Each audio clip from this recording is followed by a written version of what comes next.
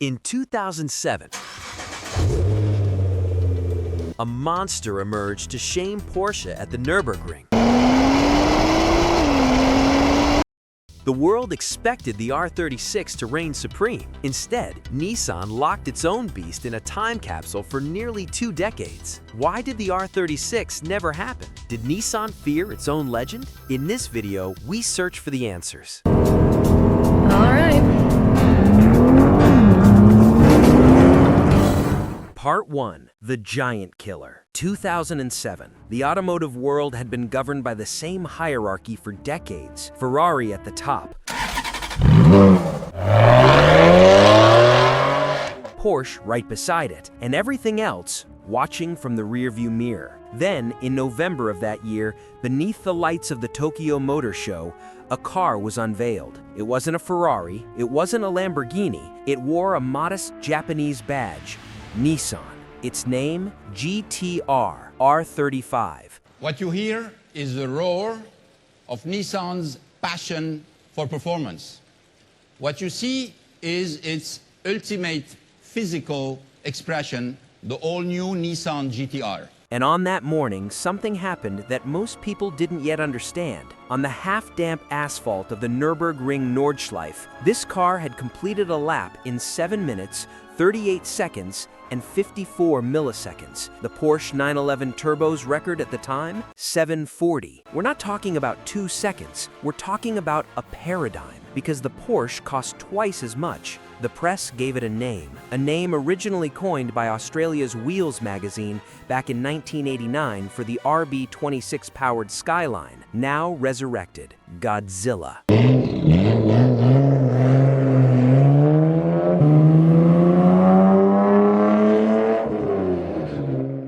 Because Godzilla was a monster that leveled Tokyo, and the R35 was exactly that, a car priced at around $70,000, engineered to humiliate Ferraris. What lived beneath the hood? The VR38 DETT, a 3.8-liter twin-turbocharged V6, hand-assembled, built on what engineers call a closed-deck aluminum block, meaning the strength of a racing engine married to the practicality of a road car in a single unit. And every single engine was assembled by one of Nissan's Takumi master technicians, individually, apart from the production line. Under that hood wasn't just a motor, it was a craftsman's promise. Pair that with the Atessa ETS system, a real-time all-wheel drive that sends full power to the rear under normal conditions, then shifts torque forward within 50 milliseconds at the first sign of slip. In that era, this felt like science fiction to the competition. The rear-mounted GR6 dual-clutch transaxle locked the weight distribution at 54/46. You could hit 0 to 60 miles per hour in 2.7 seconds and still hold a conversation. Nissan called it a supercar for anyone, anywhere, anytime.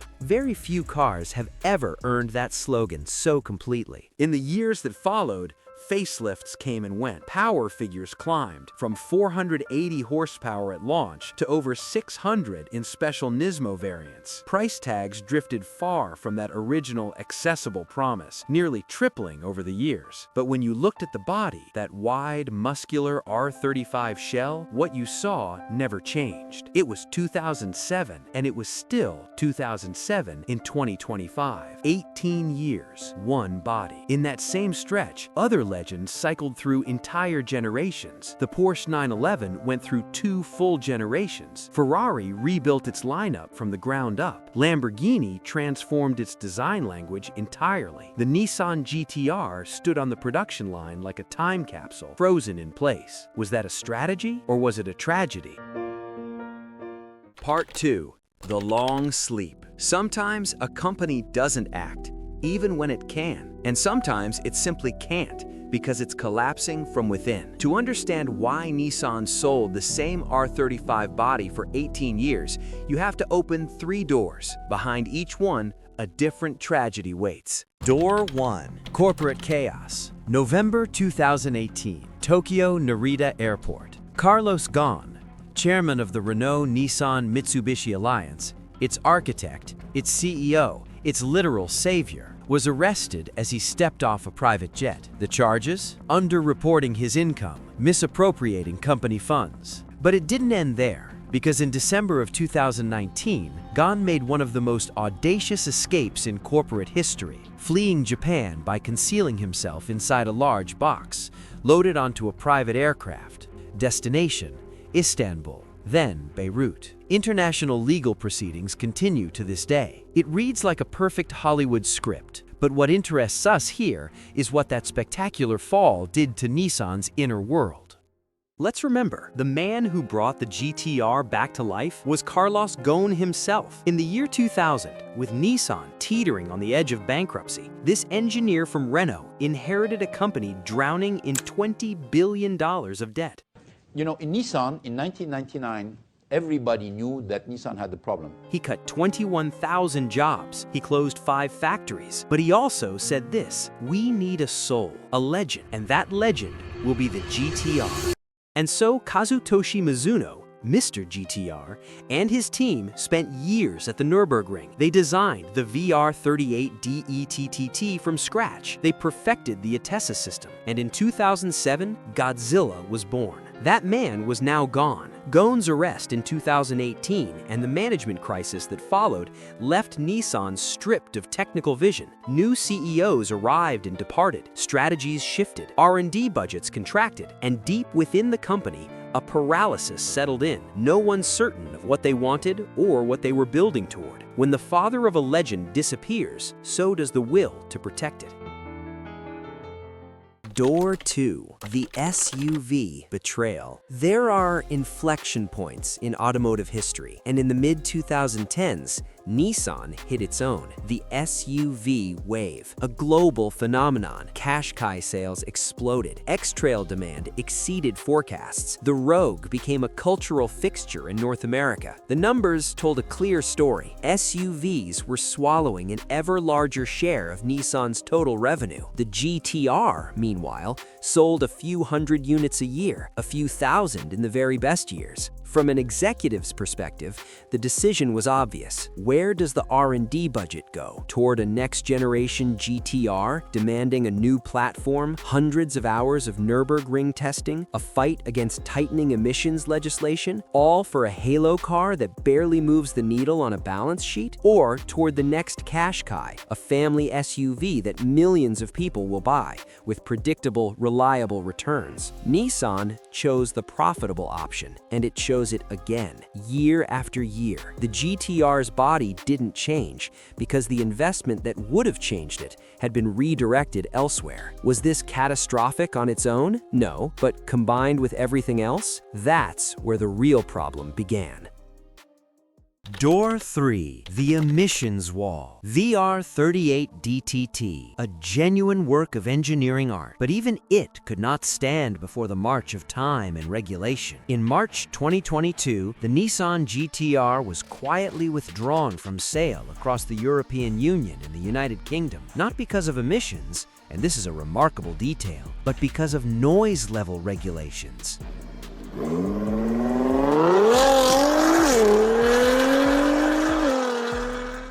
Read that again. A car's legal life can be ended not by its performance, but by its sound. Euro 7 standards continued rising like an ever steeper wall. NOx limits, particulate filter requirements, cold start emissions measurements, all of them fundamentally at odds with the VR38's unapologetic combustion philosophy. And Nissan faced 2 paths forward. Path 1, re-engineer the VR38 to meet those regulations. New cylinder heads, new piston design, exhaust recirculation systems, possibly variable valve timing, hundreds of millions of dollars. Path 2, an entirely new platform, an entirely new powertrain, also hundreds of millions of dollars. For a Nissan already financially fragile, posting massive losses in 2024, preparing to cut 15% of its global workforce, both paths had been deferred year after year, indefinitely. Godzilla had been cornered, not by a faster rival, but by a regulatory document.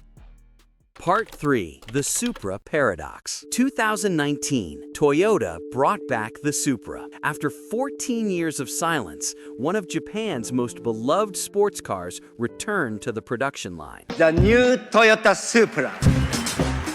There was one problem. The engine, BMW. The platform, shared with the BMW Z4. The engineering, substantially from Munich. The JDM community erupted. This isn't a real Supra. Toyota sold its soul. The legacy of the 2JZ can't be carried by a BMW inline 6. And they were right, in a way. But they were also wrong, because Toyota had asked a practical question. If we can no longer afford to develop our own engine to this standard, if regulations have tightened this far, but we refuse to let the Supra die, then what do we do? The answer? Partner, compromise, concede a little, but come back.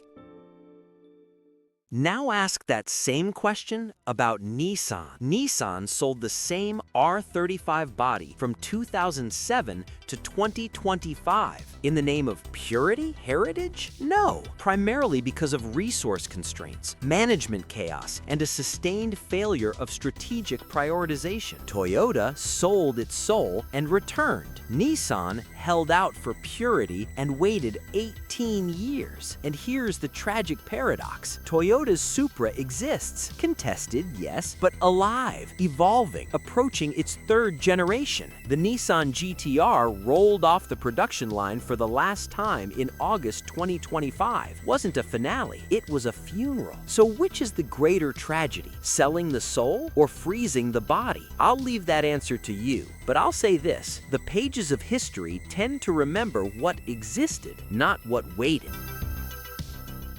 Part 4. 2026 Vision. April 2026, the New York International Auto Show. And there, at the Nissan stand, Pons Pandikuthara, Senior Vice President and Chief Planning Officer for Nissan North America, spoke to a journalist and said the words the automotive world had been waiting years to hear. I'd say by 2028, you'll see some concrete announcements, and hopefully, before the decade turns, you'll see an R36 GT-R. The automotive press shuddered. The details began to surface, slowly. The R36 will be built on an entirely new chassis. Pandikuthara confirmed this plainly. It has to be. It will be an all-new car. But the powertrain? That's where the surprise lives. The VR38 engine block, that exceptional closed-deck aluminum foundation, will survive. Decades of accumulated testing and refinement don't get thrown away lightly, but the cylinder heads will change. The pistons will be redesigned. And on top of all that, electrification. How much? Unclear. A 48-volt mild hybrid system? A powerful plug-in? A hybrid with torque vectoring through electric motors? Pandikuthara didn't commit to specifics, but he said this: electrification can't just be for compliance. It still needs to hold Nürburgring lap records, multiple laps. That balance is what's actually delaying the introduction of the next generation. That sentence tells you everything you need to know about where Nissan's head is at. Part 5. Result. Why did the R36 never come? What if the Carlos Ghosn scandal had never happened? What if Nissan's board had protected the GT-R budget through those years of financial crisis? What if the SUV wave had crested a little later? What if Euro 7 had given the VR38 just a little more room? Maybe there was an R36 in 2015 or 2018. Maybe still pure combustion, still carrying the spiritual lineage of the RB26, still screaming through the Atessa system with a twin-turbo V6 that owed everything to its predecessor. But there wasn't. And here is where I noticed something strange. The R35 became a legend precisely because nothing replaced it. Because that car, from 2007, that specific engineering miracle, that specific Nürburgring lap, the pure electricity of that specific moment never changed, never diluted, never gave us a reason to say the old GT-R was better. No successor arrived to cast a shadow back over it. That car froze in history like a crystal, exactly as it was. Maybe sometimes the only way to protect a legend is to keep it waiting forever. Maybe the fact that the R36 never came was, consciously or not, the most effective way to make the R35 immortal. But the wait is ending now. 2028, 2030, batteries, hybrid systems, a new chassis, all of it is at the door, and Godzilla is about to wake up. The question is, was Godzilla always Godzilla? Or was Godzilla a moment, the product of a specific engine, a specific technology, a specific era in time? The years will tell. But the fact that we're even asking the question, that's exactly what this channel is for. If you want to keep asking questions like this one, subscribe. We're just getting started.